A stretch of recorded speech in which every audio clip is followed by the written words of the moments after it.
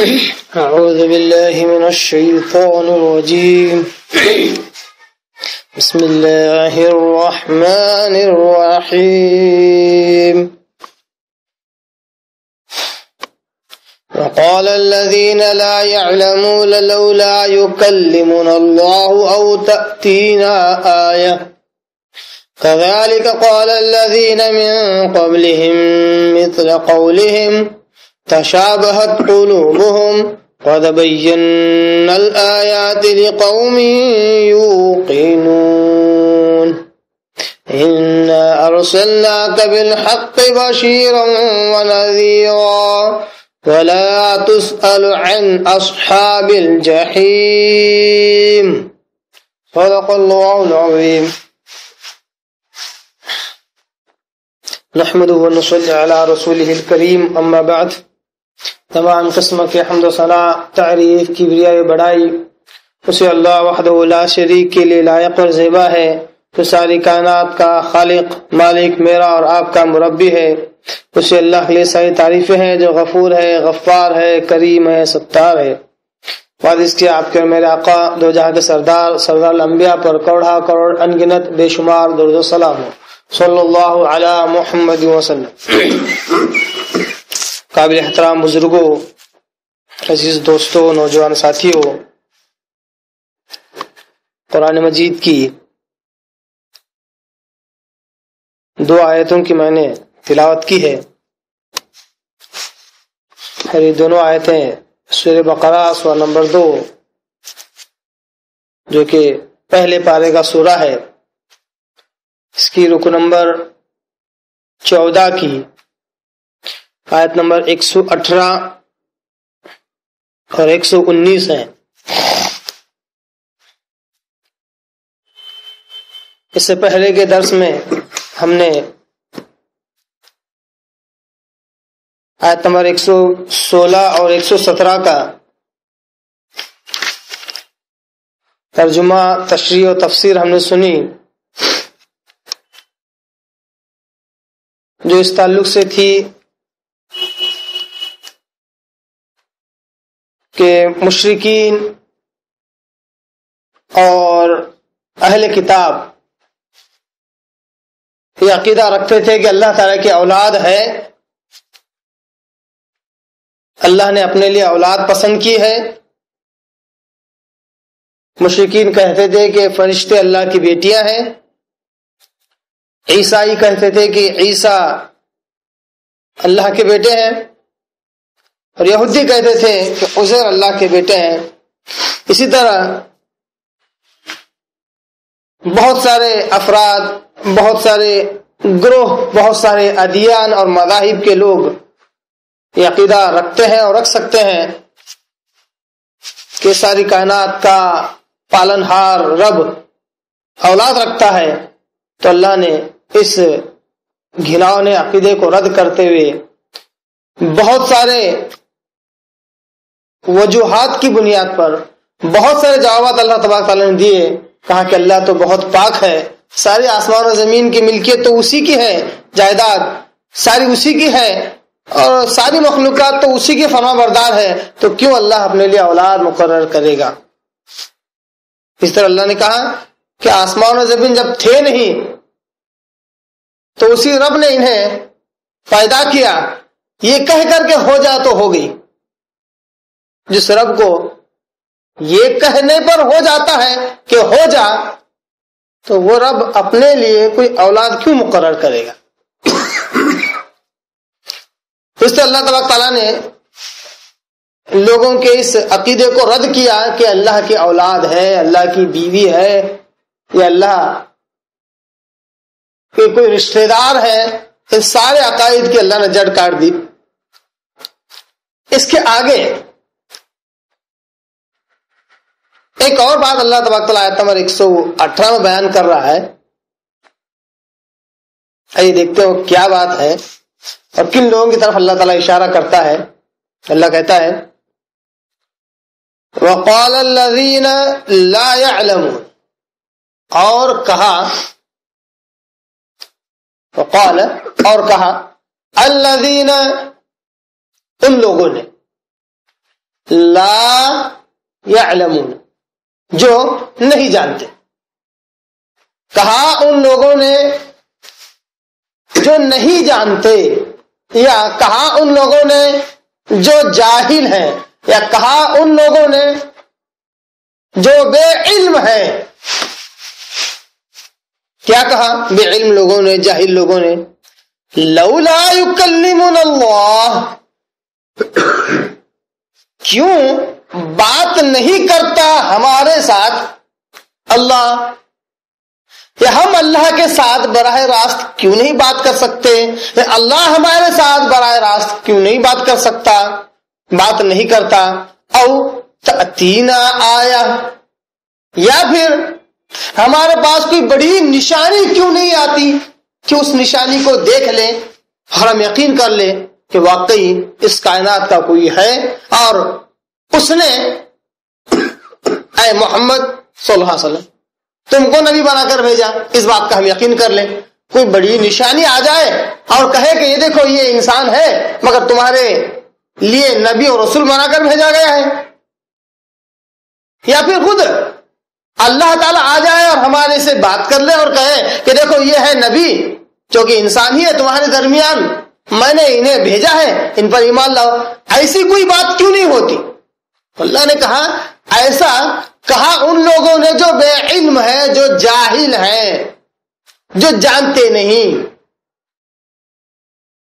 آیت کا پہلا ٹکڑا ختم ہوتا ہے. دوسرا ٹکڑا اسی آیت کا، کذالک، اللہ کہتا ہے اسی طرح جس طرح یہ جاہل لوگ کہتے ہیں اسی طرح قال الذین من قبلہم مثل قولہم، اسی طرح کہا ہے اس سے پہلے کے لوگوں نے بھی، ان لوگوں سے پہلے جو لوگ گزرے ہیں انہوں نے بھی اسی قول کے مثل کہا جس طرح انہوں نے کہا ہے. گویا کہ یہ پرمپرا نہیں ہے کہ یہ لوگ اگر یہ مطالبہ کر رہے ہیں کہ اللہ تعالیٰ ہم سے کیوں نہیں بات کر لیتا یا پھر ہمارے پاس کوئی بڑی نشانی کیوں نہیں آ جاتی، تو یہ صرف ان کا مطالبہ نہیں ہے، یہ ان کا قول ہی نہیں ہے، ان کے ہی مثل ان سے پہلے کی قوموں نے بھی یہ مطالبہ کیا ہے. تشابہت قلوبہم، آیت کے تیسرے ٹکڑے میں اللہ کہتا ہے تشابہت قلوبہم، ایسے جاہلانہ اقوال کی وجہ سے، ایسی جاہلانہ باتوں کی وجہ سے، ایسے جاہلانہ عقائد اور اعمال کی وجہ سے جو پہلے لوگ ہو گزرے ہیں اور یہ لوگ، ان دونوں کے دل ایک جیسے ہو گئے ہیں. تشابہت قلوبہم، ان کے دل مشابہ ہو گئے، ایسا عقیدہ رکھنے کی وجہ سے، ایسے سوچ رکھنے کی وجہ سے، ایسے اقوال اور ایسے اعمال اور ایسے عقائد رکھنے کی وجہ سے ان میں اور ان میں صرف زمانے کا فرق ہے مگر دل ایک جیسے ہیں. چوتھے ٹکڑے میں اللہ کہتا ہے جو کہ آخری ٹکڑا ہے قَدْ بَيَّنَّا الْآيَاتِ لِقَوْمٍ يُوقِنُونَ، یقیناً ہم نے کھول کھول کر بیان کر دی ہیں بہت ساری آیتیں، بالخصوص بین الآیات، بہت ساری آیات خاص طور پر ہم نے انسانوں کے لیے بیان کر دی ہیں. لقوم یوقنون، وہ انسان کیسے ہوں؟ شرط ہے لقوم یوقنون، یقین کرنے والے لوگ ہوں، جن کے اندر یقین کرنے کا مادہ ہوتا ہے. ہم ایسے لوگوں کے لیے ہم نے بہت سارے دلائل اس ساری کائنات میں ہم نے پھیلا رکھے. گویا کہ اس آیت نمبر 118 میں اللہ نے کہا کہ کہا ہے، کہا جاہلوں نے. اب اشارہ کس کی طرف ہے؟ کس گروہ، کس قوم کی طرف ہے؟ سب سے پہلا اشارہ جس گروہ، جس قوم کی طرف ہے وہ عرب ہے، مشرکین عرب، کفار عرب، کفار مکہ، مشرکین مکہ کی طرف اس کا اشارہ ہے کہ کہا جاہلوں نے. اب یہاں پر انداز قرآن کا یہ کیوں ہے وقال الذین لا يعلمون، یعنی کہ اور کے ساتھ آیت کی شروعات ہو رہی ہے، یعنی کسی بات کو بیان کیا جا رہا تھا، کسی کے سامنے گفتگو ہو رہی تھی، اس کو نصیحت کرتے کرتے کہا کہ اور اسی طرح جاہلوں نے بھی کہا ہے، گویا کہ کوئی اور گروہ ہے جس کو اللہ تعالیٰ اس سے پہلے کی آیات میں مخاطب ہو رہا تھا، اب انہی سے مخاطب ہوتے ہوئے کہا کہ دیکھو جس طرح تم جاہلانہ حرکات کرتے ہو، جاہلانہ اقوال بیان کرتے ہو، جاہلانہ عقائد رکھتے ہو، اسی طرح جاہل لوگ، تم تو جاہل نہیں ہو، اسی طرح جاہل لوگ بھی کہتے ہیں۔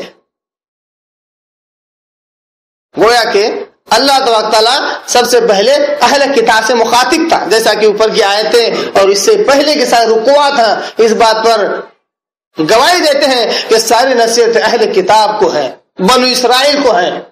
ان میں جگہ جگہ مشرکین کا تذکرہ بھی آ جاتا ہے، یہ کہہ کر کہ دیکھو تم تو اہل کتاب ہو، تمہارے میں تو انبیاء آئے، تمہارے بزعم خویش، تم تو انبیاء کی اولاد ہو، تمہارے خواہش کے مطابق تم تو رب کی اولاد ہو، رب کے چہیتے ہو، تمہاری خواہش کے مطابق۔ مگر وہ جو جاہل ہے، جنہیں کچھ پتا ہی نہیں، جن کے درمیان کوئی نبی ہی نہیں، جو کتاب والے نہیں، وہ بھی ویسی ہی باتیں کرتے جیسے تم کرتے ہو۔ تو تمہیں یہ اعلیٰ شرف اہل کتاب کا دینے کا کیا معنی، جبکہ جوہلا بھی اسی طرح کہتے ہیں۔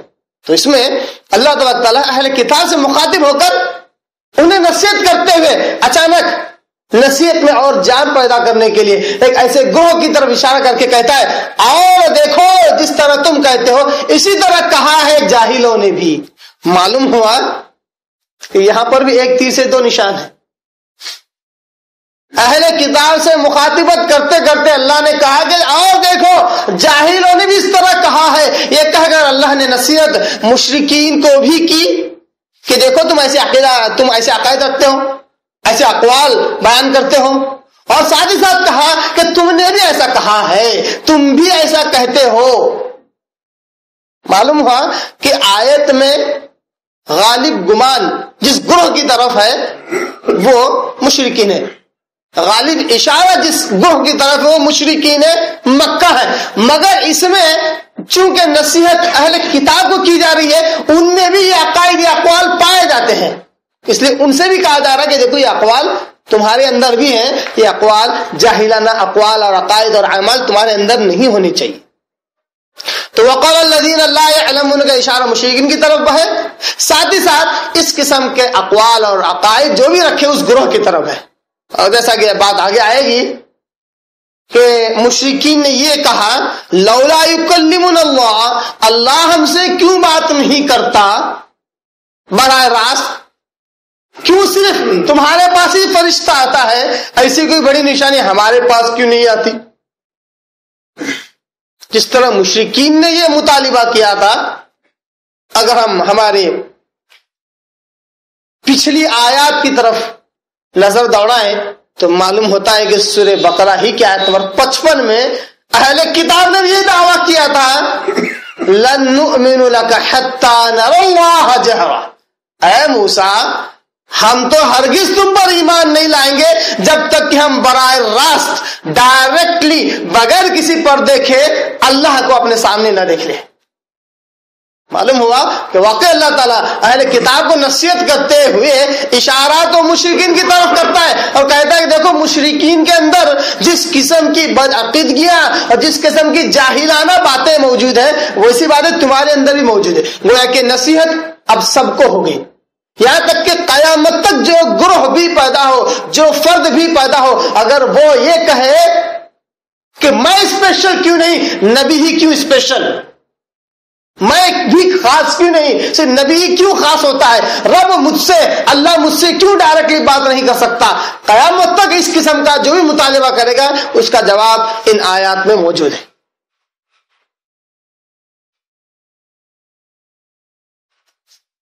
اللہ کہتا ہے وقال الذین لا یعلمون لولا یکلمنا اللہ، کہا نہ جاننے والوں نے، جاہلوں نے یعنی مشرکوں نے لولا یکلمنا اللہ، اللہ ہم سے بات کیوں نہیں کرتا، او تأتینا آیا، یا ہمارے پاس کوئی بڑی نشانی کیوں نہیں آتی.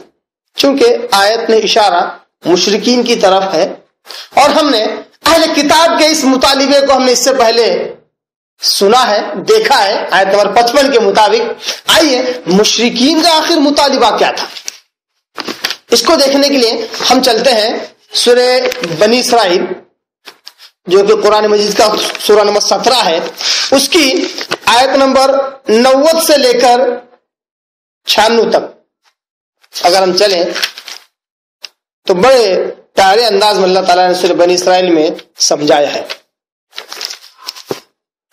اس سے پہلے کہ سورہ بنی اسرائیل کی آیتوں کو دیکھیں، ایک نقطہ اور سمجھ لیں سورہ بقرہ کی آیت میں کہ مشرکین نے یہ کیوں کہا کہ اللہ ہم سے کیوں نہیں بات کرتا، اور کوئی بڑی نشانی ہمارے پاس کیوں نہیں آتی، کیوں کہہ رہے ہیں؟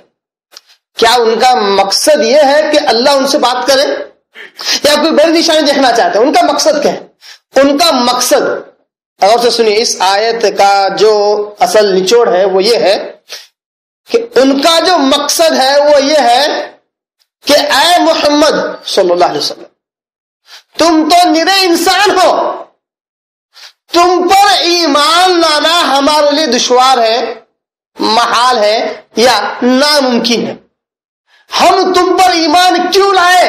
بحیثیت انسان، بحیثیت ہم تم پر ایمان کیوں لائے؟ اگر لانا ہی ہے تو ہمارے ساتھ رب کیوں نہیں بات کرتا؟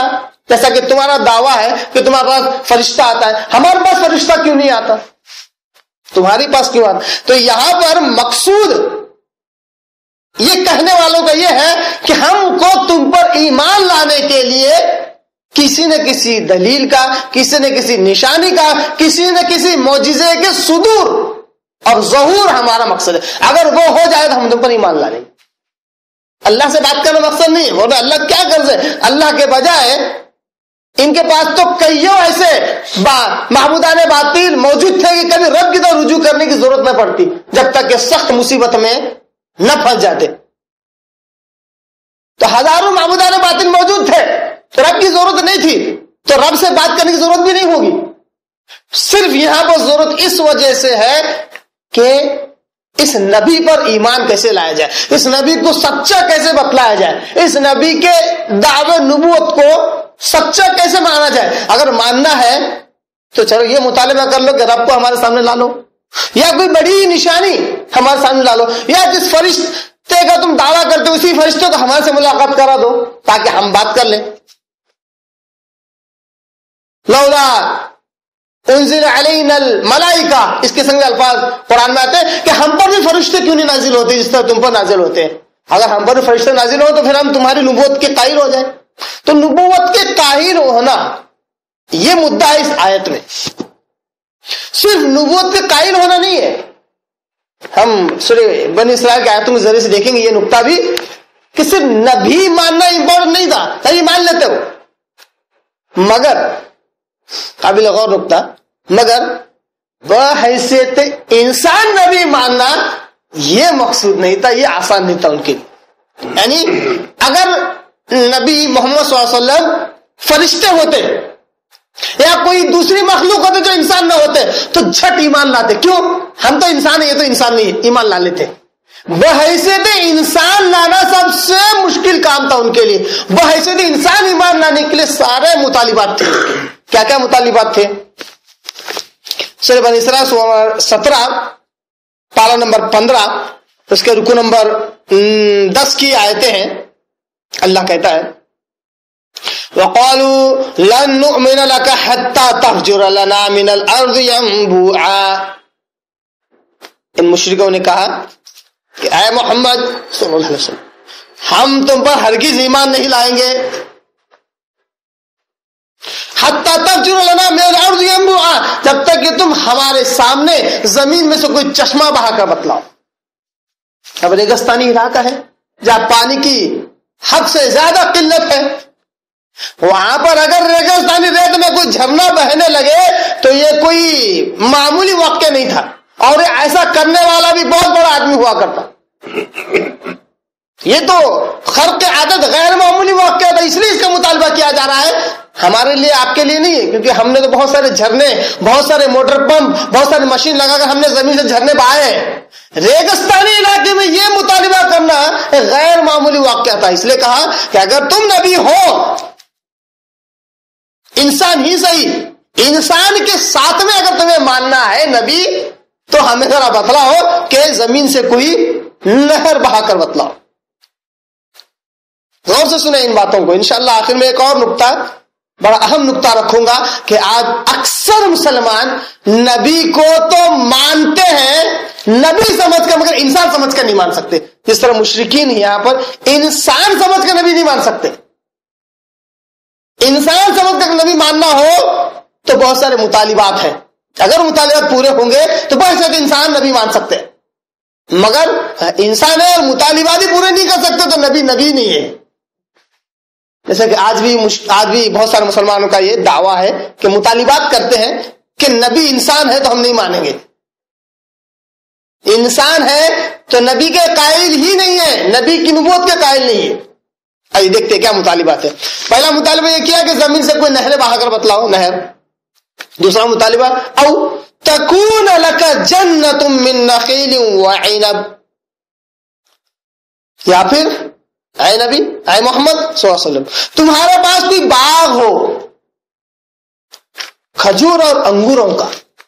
اب یہ بھی ظاہر سی بات ہے، جہاں ریگستانی علاقہ ہو، جہاں ہریالی نظر نہ آتی ہو، وہاں پر کسی کے پاس گھنا باغ ہو جس میں کھجور اور انگور بھرے ہو تو بہت بڑا خزانہ ہوتا ہے ایسے شخص کے پاس۔ تو کہتے تمہارے پاس کوئی باغ ہو کھجور اور انگوروں کا، فَتُفَجِّرُ الْأَنْهَارَ خِلَالَهَا تَفْجِيرًا، ایسا ہی باغ نو سیدھا سادہ، ان کے درمیان، کھجور انگوروں کے بیلوں کے درمیان نہریں بہ رہی ہوں، انہار، ایک آدھ نہر نہیں، نہریں بہ رہی ہوں۔ کیونکہ کنویں کا اگر کھیت بھی ہے، جیسے دو کھیتوں کے مقابلے میں ایک وہ جو کنویں والا ہے، ایک دوسرا جو بغیر کنویں والا ہے، مانا جاتا ہے کہ جو کنویں والا ہوتا ہے وہ سال کے 12 مہینے فصلیں دیتا ہے کیونکہ کنواں ہے، مگر جس کھیت میں کنویں کے بجائے بہتا پانی ہو وہ کبھی سوکھنے والا نہیں، کیوں کنواں تو سوکھ سکتا ہے، مگر جو پانی بہتا ہوتا ہے ہمیشہ فریش، ہمیشہ تازہ ہوتا ہے، یہ بہتا پانی بہتا ہوتا ہے۔ تو کہا تمہارے پاس کھجور اور انگور کے باغ کیوں نہیں ہے کہ جس کے درمیان نہریں بہ رہی ہو؟ اگر ہے تمہارے پاس تو پھر ہم تم پر ایمان لا لیں گے بحیثیت انسان۔ تو ظاہر سی بات ہے اللہ رسول کے پاس نہ ایسا خزانہ تھا باغ کا، اور نہ ہی آپ صلی اللہ علیہ وسلم کے پاس آپ صلی اللہ علیہ وسلم کسی زمین کو حکم دے کر زمین سے نہر بہا سکتے تھے۔ آپ صلی اللہ علیہ وسلم خاموش ہیں، ان کے مطالبات سن رہے ہیں۔ تیسرا مطالبہ او تسقط السماء كما زعمت علينا كسفا، یا پھر تم آسمان سے بادل کے ٹکڑے ہم پر کیوں نہیں گرا دیتے جیسا تمہارا دعویٰ ہے۔ آپ صلی اللہ علیہ وسلم ڈرایا کرتے تھے کہ دیکھو اگر مجھے نبی نہیں مانتے، مجھ پر ایمان نہیں لاتے اور اللہ پر ایمان نہیں لاتے، فرشتوں پر ایمان نہیں لاتے، تو اللہ تعالیٰ تم پر عذاب کرے گا، آسمان سے کوئی عذاب نازل کرے، زمین سے کوئی عذاب۔ تو آپ صلی اللہ علیہ وسلم ڈراتے تھے، تو یہ کہتے ہیں جس طرح تم ہمیں ڈراتے ہو، کما زعمت علینا، جس طرح تمہارا زعم ہے، جس طرح تمہارا دعویٰ ہے، اسی طرح ہم پر ہمارے سامنے بادل کے ٹکڑے ٹکڑے کھن کے ہم پر گرا کر بتلاؤ، تو ہم یہ کچھ تو عجیب اور چمتکار دیکھ لیں تاکہ ہم چمتکار کو نمسکار کر سکیں۔ او تأتی باللہ والملائکۃ قبیلا، یا پھر چوتھا مطالبہ، یا پھر اللہ ہی ہمارے سامنے فرشتوں کے ساتھ سامنے آ کر کھڑا ہو جائے، روبرو قبیلہ، سامنے آ کر کھڑا ہو جائے، ہم بولے ہاں اللہ بھی اور فرشتے بھی، مطلب تم سچے ہو۔ اس بات کا مطالبہ ہے او یکون لک بیت من زخرف، یا پھر تمہارے پاس ایک گھر ہو کم سے کم، زخرفن، زخرفن کہتے ہیں مزین، آراستہ، خوبصورت، اصل میں عربی زبان میں، مگر یہاں پر زخرفن کے سے مراد سونے کا، تمہارے پاس کم از کم سونے سے بنا ہوا گھر ہو، یا پھر او ترقا فی السماء، یا پھر کم سے کم تم ہمارے سامنے آسمان پر چڑھ کر بتلاؤ، ہمیں دکھنا چاہیے کہ تم آسمان پر چڑھ رہے ہو.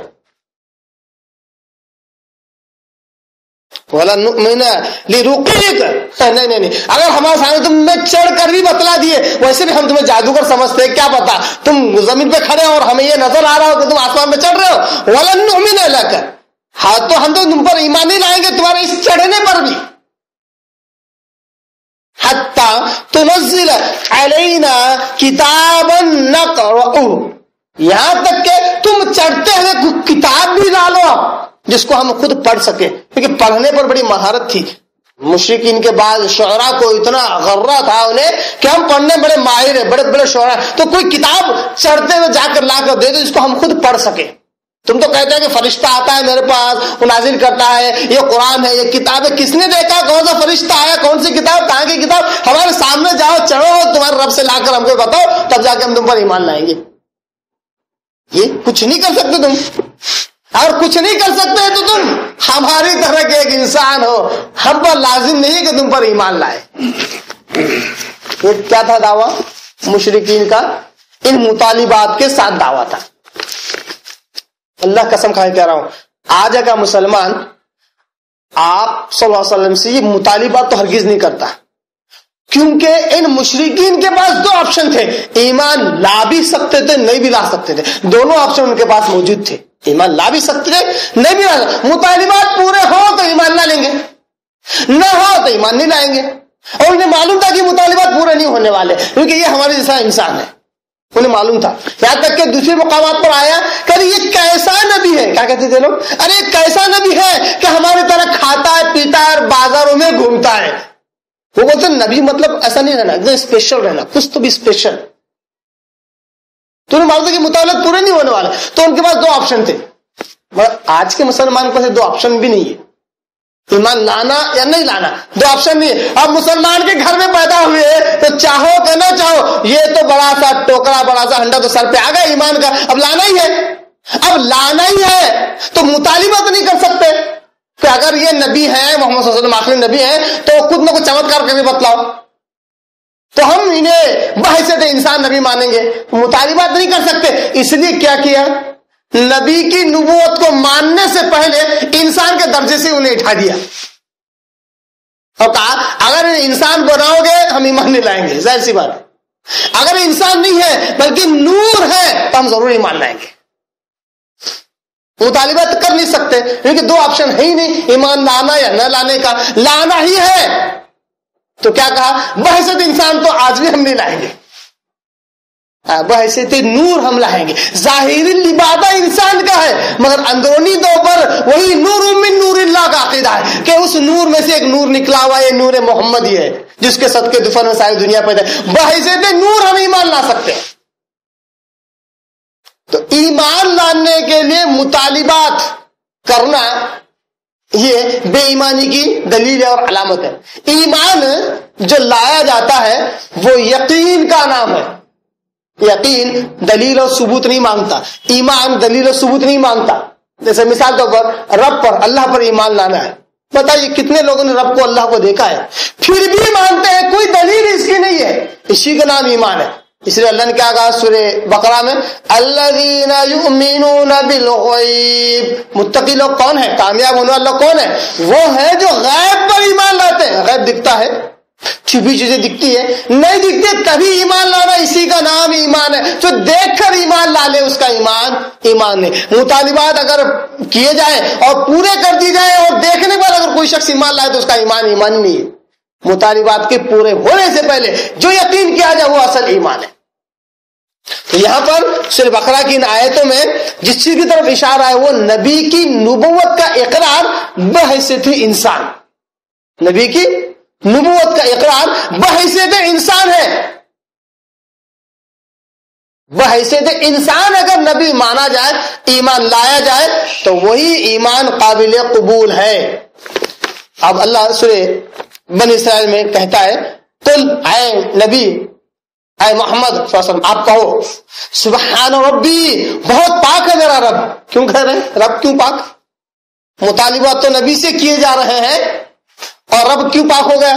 اس لیے کہ ان کے مطالبات پر اگر نبی حرکت کرنے اٹھ جائے کہ فوراً زمین کی طرف اشارہ کرے, बहने लगे या आत्मा पर चढ़ के बतलाए, ऐसी कोई भी हरकत करने के लिए नबी उठे, फौरन नबी ने अपने आप को रब के साथ जोड़ लिया, शरीक कर दिया और कहा कि मैं भी रब हूं। इसलिए मेरा रब ऐसे शिर्क से पाक है कि ऐसे तसरुफात करने का मालिक सिर्फ और सिर्फ अल्लाह है। दुनिया में तसरुफात करने का मालिक कौन है? तसरुफात मतलब हेर फेर।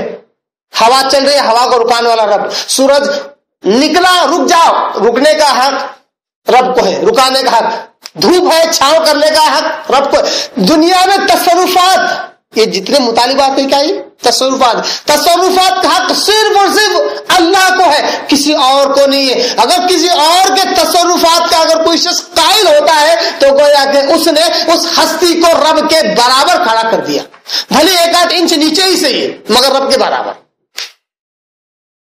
तो सुबहान रब्बी, क्या कहा वसल्लम ने, मेरा रब तो बहुत पाक है कि मैं ऐसी कोई हरकत करने के लिए उठूं तुम्हारे मुतालिबात पूरे करूं। हल खुन तो इल्ला बशर रसूला, सुन लो मैं तो क्या हूं, निरा खुल्लम खुल्ला साफ इंसान मगर रसूल, बशर रसूला। आयत नंबर 1, आयत नंबर 93 में, इल्ला बशर रसूल, मैं तो सिर्फ खुल्लम खुल्ला इंसान मगर रसूल। अब बहुत सारे लोग कहते हैं देखो नबी को इंसान भी कहते हैं और रसूल भी कहते हैं, ऐसा कैसा? रसूल है तो इंसान नहीं रहना, इंसान है तो रसूल नहीं रहना। रसूल ये क्या है? एक पोस्ट है, ये क्या है? पोस्ट, डेजिग्नेशन है। इंसान एक जिन्स है। जिस तरह एक प्राइम मिनिस्टर बहैसियत इंसान प्राइम मिनिस्टर हो सकता है, हालांकि एक प्राइम मिनिस्टर में और एक आम इंसान में और एक चपरासी में बहैसियत इंसान कोई फर्क नहीं है, मगर पोस्ट का फर्क है। आज लोग कहते हैं देखो नबी को इंसान कहकर नबी की तौहीन कर रहे हैं। बहैसियत इंसान कोई तौहीन नहीं है, मगर बहैसियत पोस्ट अगर कोई शख्स कहे कि रसूल ही नहीं है, बहुत बड़ी तौहीन कर रहा है, बहुत बड़ी तौहीन कर रहा है। तो जिस तरह प्राइम मिनिस्टर बहैसियत इंसान उसकी पोस्ट की वजह से इसकी जो इज्जत होगी, वही रसूल की भी बहैसियत इंसान रसूल होने की वजह से वही इज्जत होगी। अल्लाह ने खासुल खास उन्हें चुना सारे इंसानों में, तो रसूल एक पोस्ट है, पोस्ट की वजह से वो शान और शौकत है, मगर है ही इंसान। जिस तरह आप सूरे जुमा और सूरे बकरा में और 2-3 मुकामात पर अल्लाह ने कहा कि हमने जो रसूल चुना है तुम ही में से चुना है, मिनहुम, इन्हीं में से हमने रसूल चुना। इन्हीं में से मतलब इंसानों में से। इसीलिए आयत नंबर 94 में अल्लाह कहता है वमा मनअन्नास अयुमिनु इज़ जाअहुमुल हुदा, नहीं मना किया गया इंसानों को, या इंसानों ने नहीं मना किया ईमान लाने से जब उनके पास हिदायत आई, नबी आया, रसूल आया, अल्लाह किताब आई। नहीं मना किया इन्होंने ईमान लाने से, मगर क्या कहा? इल्ला अन कालू अबअसल्लाहु बशर रसूला। ईमान लाने से के लिए जिस चीज ने उन्हें रोका वो चीज क्या थी? कहा उन्होंने कालू अबअसल्लाहु बशर रसूला, कि अल्लाह ने रसूल को ही नबी बनाकर भेज दिया। अल्लाह ने रसूल को ही नबी बनाकर भेज दिया। क्यों ऐसा? अल्लाह ने इंसान को रसूल और नबी बनाकर हमारे दरमियान भेज दिया, अबअसल्लाहु बशर रसूला। तो ये कहकर उन्होंने इंसान के रसूल होने का इनकार कर दिया। अल्लाह बड़ा प्यारा जवाब, इस बात को गौर से सुन ले, बड़ा प्यारा जवाब आयत 95 में देता है। क़यामत तक जितने भी लोग आएंगे सबका जवाब इसमें मौजूद है। क्या कहता अल्लाह ताला? कुल आएगा वसल्लम आप कहो लौ काना फिल अर्दि मलाइकतुन यमशूना मुतमइन्नीन। वसल्लम आप कहो, क़यामत तक आने वाले इंसानों से कहो, आप इंसान हैं कि नूर है? क्या है आप? उसका जवाब दे दो। आप क़यामत तक आने वाले इंसानों का जवाब दे दो। आप क्या है? रसूल तो है, हर कोई मानता है, मगर इंसान है या नूर है? आप क़यामत तक आने वाले इंसानों के जवाब दे दो। कहो लौ काना फिल अर्दि मलाइका। इस आयत का तर्जुमा करने से पहले इस बात को सुन ले। 3 मखलूक ऐसी हैं जिनको जो अल्लाह खास अकल समझ अल्लाह ने दिया। एक खाकी मखलूक यानी जो खाक से पैदा हुई, मिट्टी से। एक नारी मखलूक जो आग से पैदा हुई यानी जिन्न, اور تیسری مخلوق ہے نوری مخلوق، یعنی فرشتے جو نور سے پیدا کیے گئے ہے نا. نبی کو انسان نہیں کہتے، نور کہتے ہیں نا.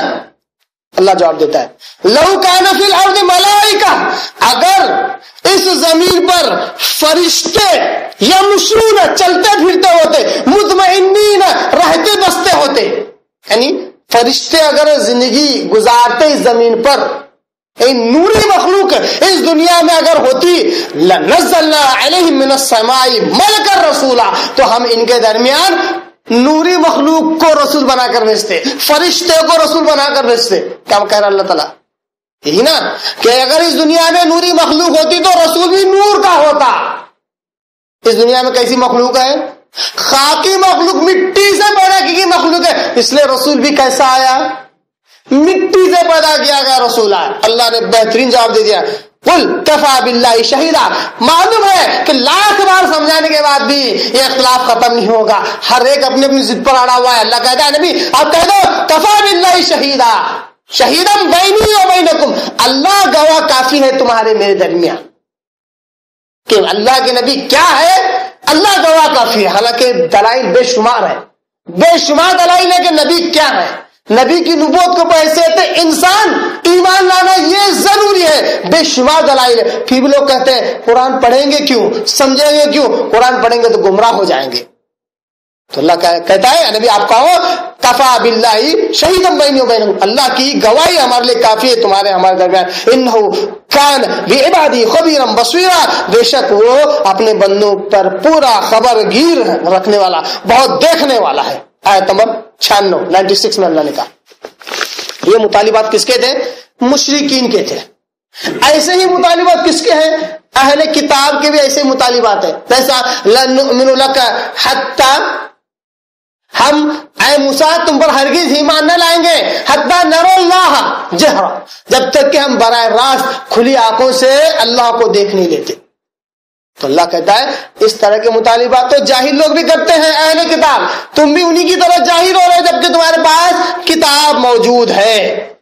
كذلك قال الذين من قبلهم مثل قولهم، اتنا ہی نہیں اے اہل کتاب اور اے مشرکو صرف یہ مطالبہ تم نہیں کر رہے ہو، اس سے پہلے کی جو لوگ گزرے ہیں انہوں نے بھی ایسے ہی بہت سارے مطالبات کیے ہیں.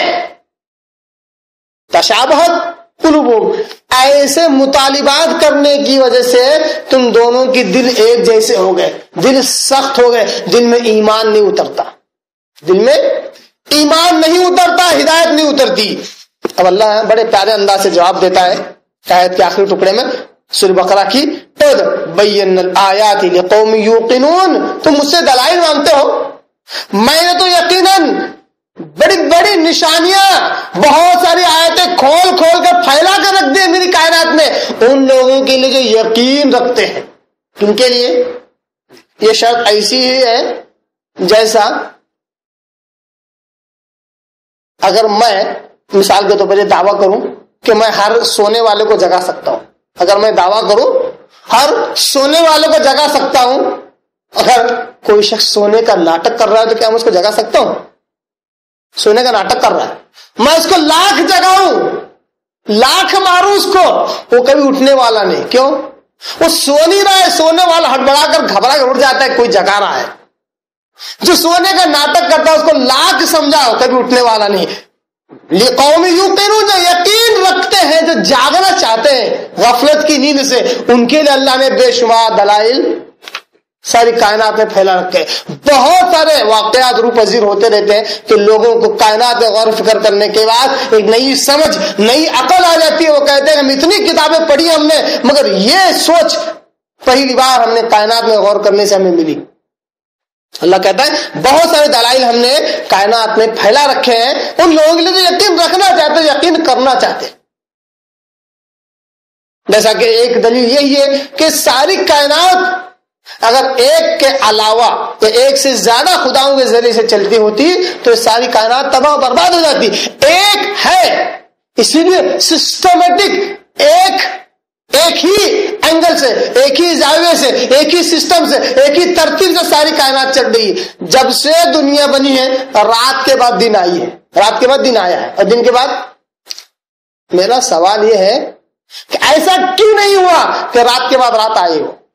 دن کے بعد دن آیا ہو، کیوں نہیں ہوا؟ ایک بار تو بائی مسٹیک ہونا چاہیے تھا، بائی مسٹیک کیوں ہو رہا ہے؟ اللہ خود قرآن میں یہ دلیل دیتا ہے کہ دیکھو اللہ ہی ہے تمہارا رب جس نے رات کے بعد دن کو لایا، دن کے بعد رات کو لے آتا ہے. کبھی ایسا نہیں ہوا کہ رات کے بعد رات آئی ہو دن کے بعد. یہ اللہ دلیلیں دیتا ہے کہ اللہ نے عقل مندوں کے لیے، یقین کرنے والوں کے اللہ نے دلائل بے شمار پھیلا رکھے ہیں. آیت نمبر 119 کا ترجمہ اور اس کو 118 سے جوڑ دیتا ہوں، پھر انشاءاللہ اس کی اور تشریح ہم اگلے درس میں سنیں گے. 119 میں اللہ کہتا ہے سورہ بقرہ کی، اِنَّا أَرْسَلْنَاكَ بِالْحَقِّ، اے نبی صلی اللہ علیہ وسلم ہم نے آپ کو حق کے ساتھ رسول بنا کر بھیجا ہے. بھلے یہ آپ پر یقین کریں نہ کریں، ہم نے آپ کو حق کے ساتھ رسول بنا کر بھیجا ہے. بشیر و نذیر، آپ کا مقصد کیا ہے؟ خوشخبری سنانا ان کو جو آپ پر ایمان لائے کہ تمہارے نیک اعمال کے بدلے تمہیں جنت میں داخل کر دیا جائے گا. وہ نذیر اور ڈرانے والے ہیں ان کو جو ایمان نہ لائے کہ تمہارے اعمال کی بدولت تمہیں جہنم میں ڈالا جائے گا. دو کام نبی کے ہوتے تھے، ایک خوشخبری دینا اور دوسرا ڈرانا. وَلَا تُسْأَلُ عَنْ أَصْحَابِ الْجَحِيمِ، اے نبی آپ غمگین نہ ہو، آپ اپنے دل کو دل آزردہ نہ ہو. وَلَا تُسْأَلُ عَنْ أَصْحَابِ الْجَحِيمِ، ہم نہیں پوچھیں گے آپ سے جہنموں کے بارے میں کہ وہ لوگ جہنم میں کیوں گئے، آپ کی وجہ سے گئے. ہم یہ نہیں پوچھیں گے. جو گئے ان کی قسمت وہی دکھاتا، انہوں نے اپنے لیے ایمان کے بدلے گمراہی، جنت کے بدلے جہنم خریدا ہے. اس کی ذمہ داری آپ پر نہیں ہے. جیسا کہ دوسرے کا پر کہا وما علینا الا البلاغ المبین، آپ کہو کہ ہم پر جو کچھ ہے وہ صاف صاف پہنچا دینا ہے. تو اس قسم کی یہ آیت ہے. اس کی اور کچھ تشریح انشاءاللہ آگے کچھ آیت سے اور پیچھے کچھ آیت سے جوڑ کر ہم اگلے ہفتے میں سنیں گے. اللہ سے دعا کرتا ہوں کہ اللہ تعالیٰ قرآن کو سمجھنے، اس پر عمل کرنے کی توفیق عطا فرمائے. وآخر دعوانا ان الحمد للہ رب العالمین.